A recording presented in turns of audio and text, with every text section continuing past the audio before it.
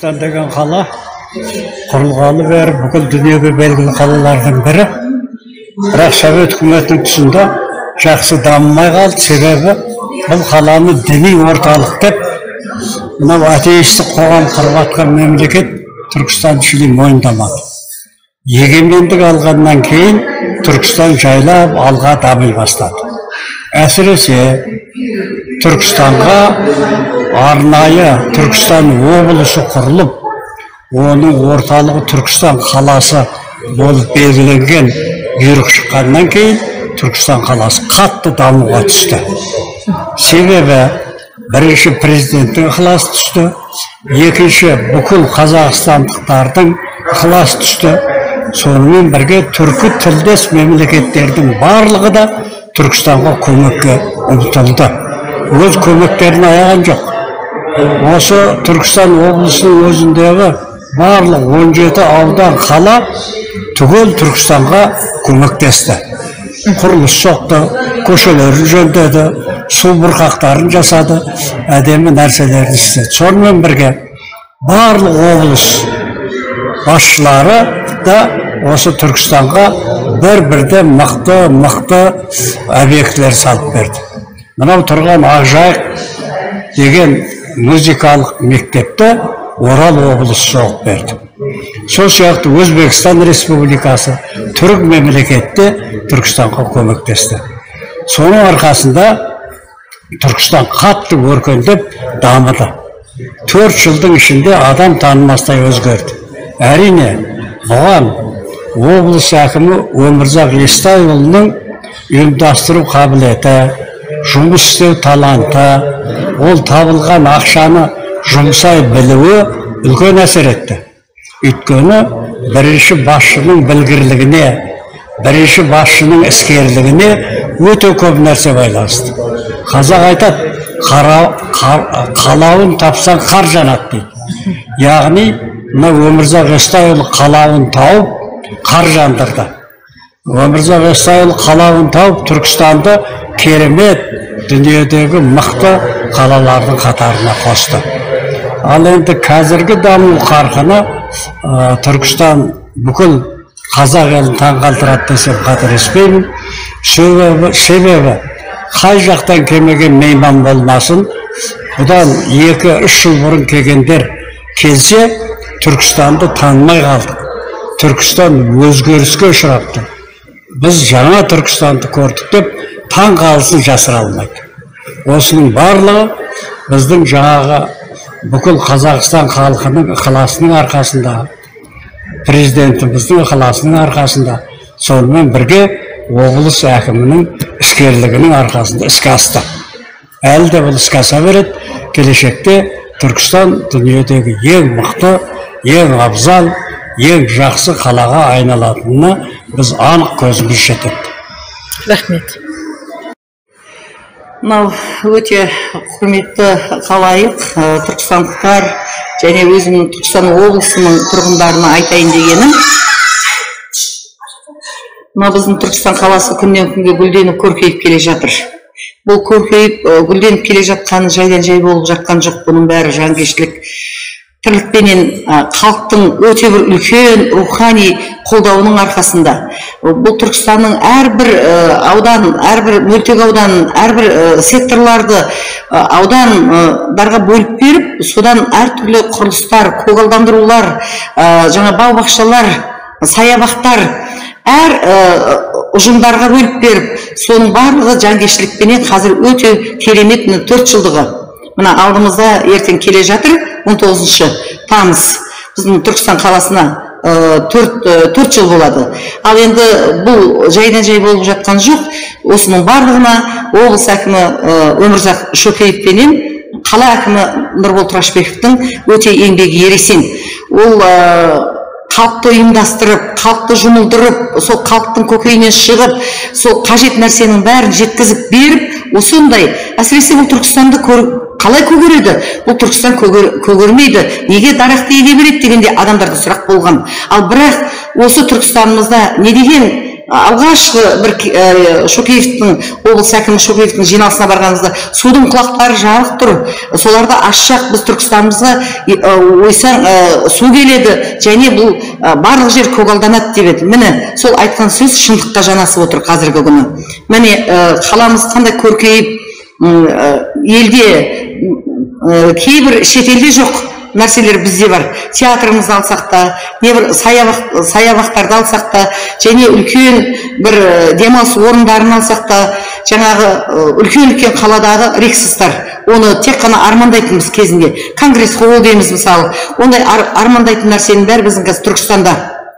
Енді Түркістан өте бізге күнделікті өсіп жатқанда соның қадірін түсіне бермейміз. Ал бірақ біздің Түркістанда бірнеше жыл бұрын, болмаса 10 жыл, 15 жыл, 5 жыл бұрын келген адамдар қонақ болып келгенде, не деген мынау керемет? Бұл керемет өзгеріп кеткен. Адам танымастай ғой өзгерген дегенді айтқанда біздің көңіліміз мақтанады. Жүрегіміз жарылып қуанамыз. Өткенде туристер жүр екен ненің керуен-сарайдың жанында. Сол кезде жаңағы сол туристер қайдан келдіңіздер десек, Уфадан келдік дейді. Қалай сіздер Қазақстанда бұрын болдыңыздар ма десем, жоқ, Қазақстанда бірінші рет, Түркістанда бірінші рет болуымыз дейді. Ал Түркістан қалай ұнады ма десем, Түркістан Лас-Вегас. Керемет, Қазақстан өте керемет жер екен, және Түркістан мұндай керемет екенін біз міне түнгі Түркістанды аралап жүрміз. Лас-Вегас біз үшін деп айтқаны мен өте қуанып, соны өзім парақшама жазып, мысалы қуандық. Неге? Біз жаңағы есігіміздің алдымыздағы жаңағы мақтап, балаңыз жақсы екен, сіздің мына балаңыз ертең кісі болады, адам болады десе қуанамыз. Сол сияқты Түркістанды жақсы, өте көркейіп жатыр дегенді естігенде біз өте мақтаныш кернейді. Сондықтан да бұл бүгінгі күні Түркістан қаласы әкімі Нұрбол Тұрашбеков өз командасымен жасап жатқан жұмыстары өте ересен. Күнделікті қаладағы тазалыққа, көгалдандыруға және тәртіпке өте қатты көңіл бөліп, күндіз түні солардың арасында кейде өзімізде жүреміз, жаңағы түнгі Түркістан, күндізгі Түркістанда. Сондықтан да мынау 4 жылдығымыз келе жатыр, өте керемет. Өте соны өзім құттықтай отырып, облыс әкімі Өмірзақ Шөкеевті және өзіміздің қала әкімі Нұрбол Тұрашбековті осы еңбектеріңіздің рахатын көріңіздер, өсе беріңіздер, көркейе беріңіздер, бәріміз еліміз аман, жұртымыз тыныш болсын деп айтам. Сол енді біздің Түркістанға барлық аудандар атсалысты. Барлық аудандар атсалысып, сол аудан басшыларына, аудан халқына, мысалы Бәйдібек ауданы, Созақ, Жетісай, Кентау, Арыс дейміз, барлығы біздің Түркістан үшін, рухани астана үшін күш салды. Сол ауданның барлық басшыларынан бастап қосшыларына дейін халқына дән ризамыз. Сондықтан барлығымыз бірігіп рухани астананы көркейтіп жатырмыз. Сондықтан барлығыңызға мынау келе жатқан біздің қаламыздың, облысымыздың 4 жылдығы бәрімізге құтты болсын, және сіздерге творчестволық табыс тілеймін, және еңбектеріңіздің рахатын көріңіздер деймін. Түркістан біздің барымыз. Түркістан бүкіл қазақ ел үшін және де түркі әлем үшін өте маңызды стратегиялық қала. Сол кезінде білесіздер, білімде, ғылымда, барлық салада, саясатта осы Түркістан қаласынан басталған. Сондықтан да бүгін күнде бүкіл Қазақстан бүкіл күштерін салып, әрбір облыс өзінің сый ретінде Түркістан қаласына ғимараттарды салып, осы дамуына үлкен үлес қосты. Одан бөлек Түркістан облысының өзіндегі қалалар мен аудандарының барлығы, олар да сол Түркістанға үлесімізді қосамыз деп көптеген жұмыстар атқарылды.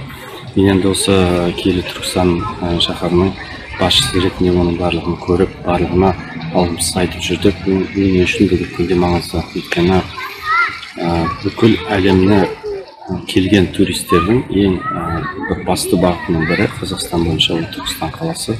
Түркістан қаласына келіп, Түркістан қаласын көріп, біздің бүкіл елімізге, жұртымызға баға беретін орталық. Сондықтан да әрқайсымыз Түркістанға қосқан үлесімізге қуана отыра, барынша оны абыройын көтеруге тырысуымыз керек, қолдау көрсетуіміз керек.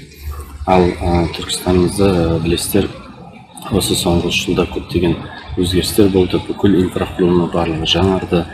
Мына жаңадан өзінде бір район пайда болды, 5000-нан астам тұрғын үйлер, пәтерлер салынды.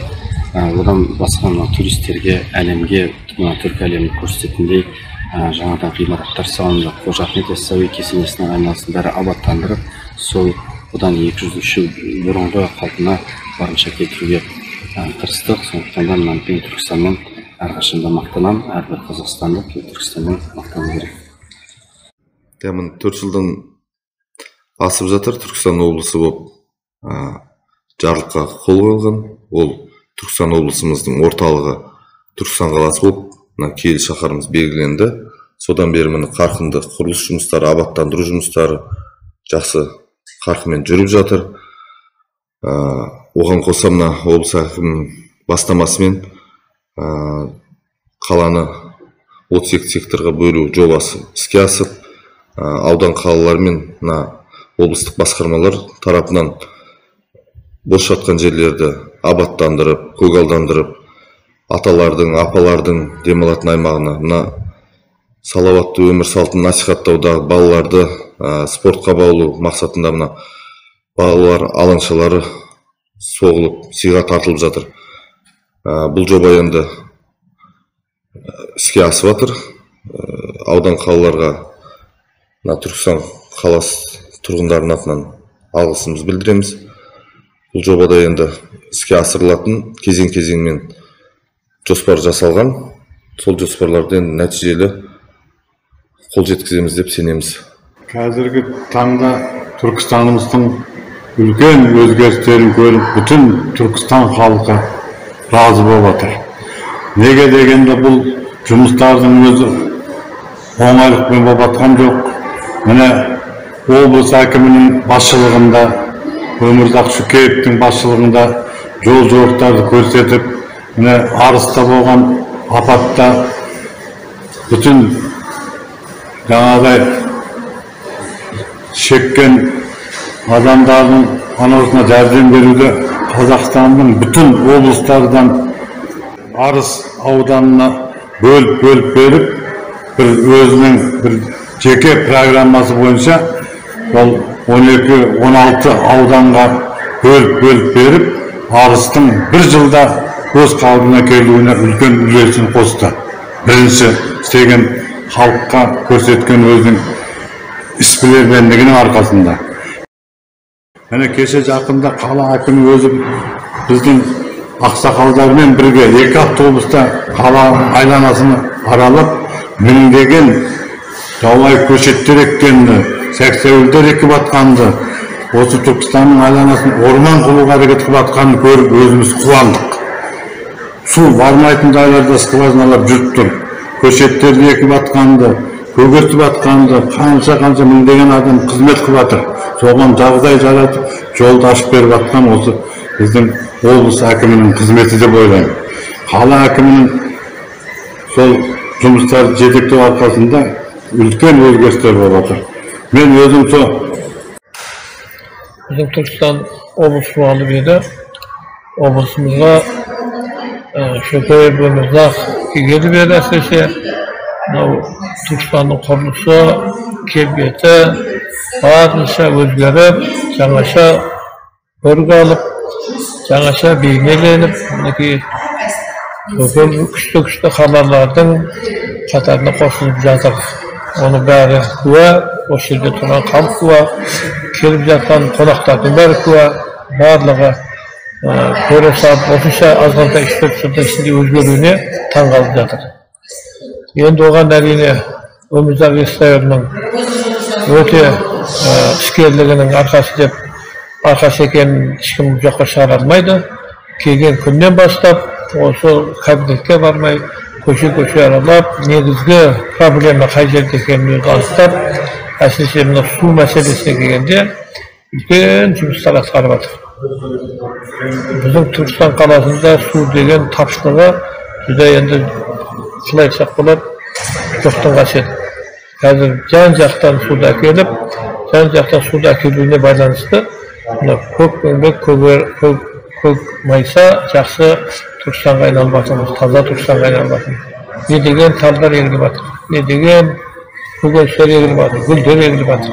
Осының бәріне үлкен қажымас бір қайраттылықпен, іскерлікпен, Ömürden eserinin arkasında yani Karan'ın akımı Nurbol'dan arkasında oşunda bir jasıqa kanamız tazalıkka, edemlikке jetip atır. Özgür жаңа aslında da жаңа Kazakistan'da Türkistan, жаңа Türkistan bolup geçecek, жаңасынчы bolup geçecek. Osunda yazmış. Türkistan'a geldin be sen, Rasul jellik şer bolasın. Babalarım tәжім etken, asıl tekki el bolasın. Көркем сурет гүлі бағы, әр адамы шоғылалы. Бұл қалада туылады қазағымның олалары. Бұл Түркістан айналған ән қалаға. Бұл Түркістан сыйлайтын жанға дауа.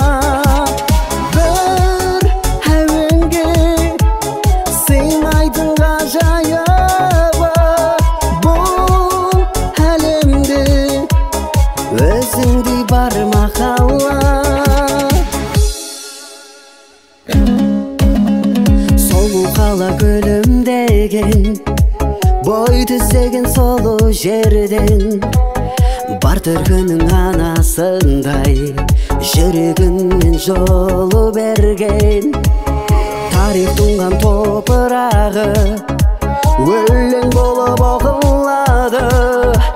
Түркістан боп бір сұлулық шақырады.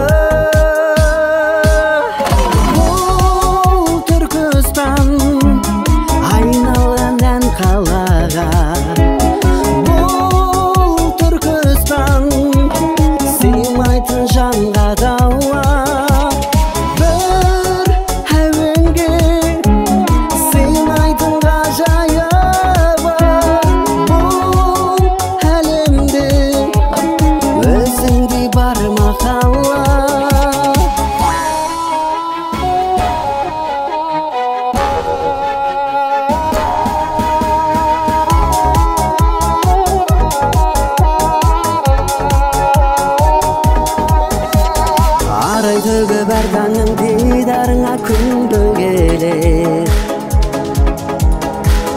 Түркістаным тораным кемелденіп көлденіп.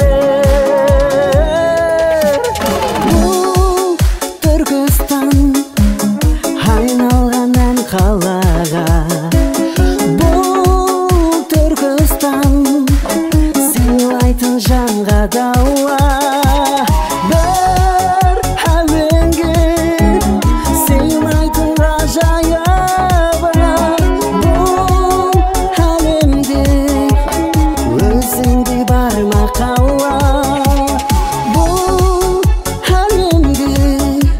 Өзіңдей бар ма қалла?